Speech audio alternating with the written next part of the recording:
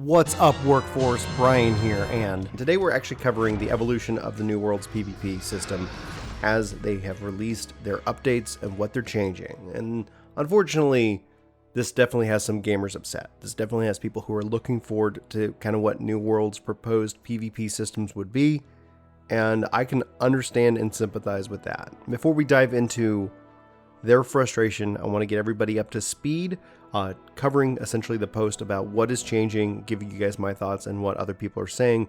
And as always, I'd love to know your thoughts, specifically whether you're interested in New World, whether you're not interested in this game. It's an upcoming MMORPG sandbox style exploration survival. Honestly, really until we go hands-on with it in April as a part of the beta, it's kind of up in the air. You know, things are going to be changing. We'll see what happens. So what the post says, it says, last month we premiered our Eternum Awaits cinematic trailer at the Game Awards, which announced our May 2020 release date, and this opened up pre-orders. This was an exciting moment for us, and it kicked off our road to launch. The trailer led a lot of new eyes to the game, and it opened up questions about how New World has evolved in recent months. Now, to bring everybody up to speed, back in October of 2018, we began a closed alpha that ended in June of 2019. Our goal was to collect player feedback and gameplay data on a variety of features. Now, throughout the alpha, we captured direct and anecdotal feedback from chat, our official forums, post-gameplay surveys, and playtesting. We collected a ton of invaluable information, and that information is what led to our planning and why we went dark and continued development. Now, we used this feedback to find common pain points in the game, and it was clear that there were concerns of the community about the impact of PvP on the overall gameplay experience. While PvP did change over the course of the alpha, generally it was full loot, open world, and only outposts acting as sanctuaries. Everyone was vulnerable to attack at any time and from other players in the rest of the world. Now, in order to attack other players, you would flag yourself with criminal intent, and if you died as a criminal, you would experience full gear and inventory loss. If you died to a criminal, you would lose all your inventory, but you would keep your equipped gear with durability damage taken. One of the problems that we observed with this system is that some high-level players were killing low-level players a lot, sometimes exclusively. This often led to solo groups griefing scenarios that created toxic environments for many players.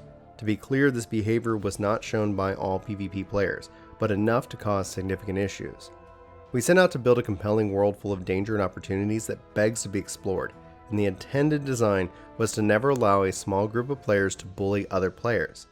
Now, based on what we saw, we realized that we needed to make fundamental changes and not just incremental fixes, which we tried several times during the closed alpha. Now, there has been speculation that we've moved away from PvP, and this isn't the case at all. PvP is important to us, and we're committed to ensuring that it plays a significant role in our game. To be specific, by PvP we mean fair fights that are organized, skill-based, and opted into by all participants. So no player killing, which is a predatory behavior that relies on exploiting other players' lack of experience, progress, readiness, or willingness. So for those folks who desire a harsh PvP environment, New World may not be your favorite game. However, we do hope that you enjoy the PvP that we offer. We are also unlikely to provide PvP-only servers, as it would divide our development resources and community. We could investigate this again at a later date, but it is not something that we are going to support at launch. We believe that the changes and improvements that we made to the game since the closed alpha are far more compelling for the majority of players. In its current design, players in the New World experience PvP by opting into factional conflicts and wars for territorial ownership. Opting into these PvP experiences will be extremely rewarding and often granting you exclusive in-game bonuses and rewards for your efforts. Now, during the alpha, it was made clear that PvP war was one of the most popular features in New World.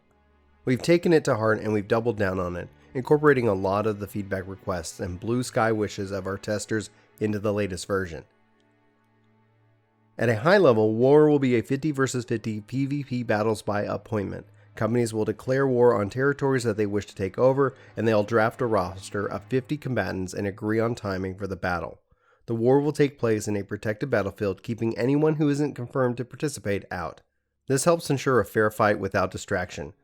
During the battle, there are two sides, attackers and defenders. Defenders will protect their claim to the flag, which sits at the center of the fort, and the fort is equipped with storage, crafting stations, and upgradable wall defenses.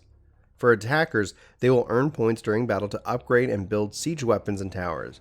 The war ends if the attackers are able to break through the gates and claim the flag, or if the time expires. During the course of the battle, both sides can earn points and spend on upgrades and gear. Players who have homes in a territory at war will not lose any of their possessions based on the outcome of the battle. If you choose to sit out a war, you won't be penalized for your non-participation, but you also won't be rewarded should your side win the war. Players on the winning side of the war will reap rewards for their efforts, and we are excited to reveal more forts and siege warfare in the future development diaries and articles. We have also invested deeply in PvE, creating many new features that pit players against challenging enemies and place them in perilous situations, and introduce new enemy types. This includes corrupted breachers, world events where the ground will open up and erupt with corrupted energy and enemies.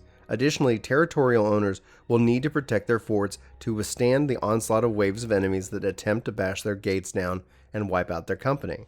We believe all players will enjoy the directed content and PvE we've added. We will do a deep dive into all the New World's core features between now and April, including more PvE and PvP. We appreciate your continued support and interest in New World. Hopefully this answers some questions, and we will continue to have an open dialogue with you and everything that New World has to offer as we approach the closed beta in April. Now keep an eye out on our social channels and the latest information for New World. See you in Eternum. So there's definitely a romanticism that I have for open world PvP. There's a romanticism that I have for sandbox games, and that's actually one of the reasons why I talked about why I'm pre-ordering or have pre-ordered New World. Now, if you don't know kind of our philosophy on pre-orders, honestly, we always say just wait. It's software, there is no scarcity, there's no reason to pre-order the game. In New World's case, you could potentially even pre-order the game and get into the beta, which is going to be in April, and then if you don't like it, cancel your pre-order. Or you could wait till the beta is up, pre-order it, jump into the beta, see if it's for you, cancel if it's not. Or you could just wait for reviews. There's plenty of really other amazing games to play. Now, when reading this and watching their dev blog, I have a weirdly conflicting internalization of this information, namely because personally I was looking forward to this kind of scary world in which everything is could be out to get you, right? It reminds me of the older days of MMOs and danger and player betrayal, but also there is a sense of human psychology, because what do you risk by being a criminal? You have to have those connections. And in light of this, they revealed that the criminal system has gone away. So that is disappointing. It's interesting for me to think about how this is balanced. So this has been rumored for a while. These changes have been rumored for a while. And the community was right. And I think they have the right to be upset about this information here, especially they were looking forward to it. And it's perfectly fine not to be a PvPer. I think PvP can come in also many forms in terms of leaderboards and more, but I really do enjoy PvP in MMORPGs, but they are difficult. And when you read about people getting ganked all the time, that could ultimately be an issue. So various users like this one,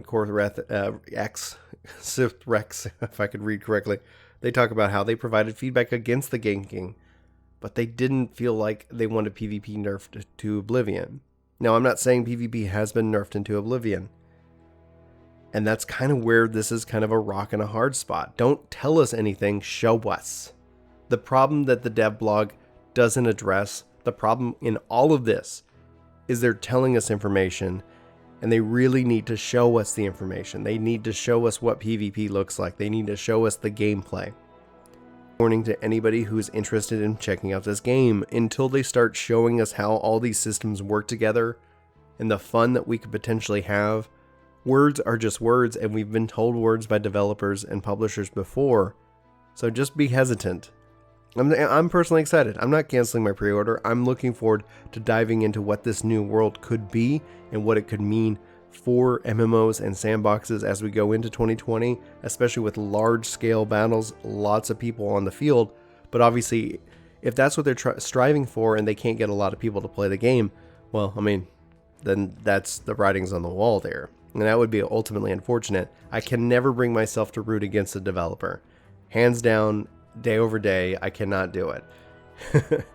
But you can see here, obviously, I love some of the memes people are pointing out. I redesigned the New World logo, New World of Warcraft. People feeling like it's going soft, that it's just going to try to be a mainstream game and not something that I think people have really wanted. They wanted that freedom in an MMO. Over the last 10 years, we've seen MMOs become more handholdy type games, more curated experiences, as opposed to like this ultimate freedom and open world that you could go anywhere, but you know, don't go alone kind of aspect.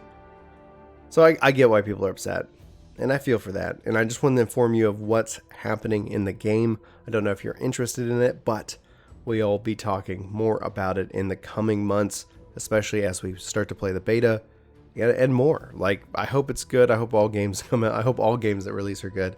But I just wanted to share this here with you guys today. Thanks so much for taking time to watch and to listen. And I'd love to know your thoughts in the comments below. Are you upset by this fact? The fact that they're going to have also PvE and more curated PvE experiences? That sounds really fascinating to me as well.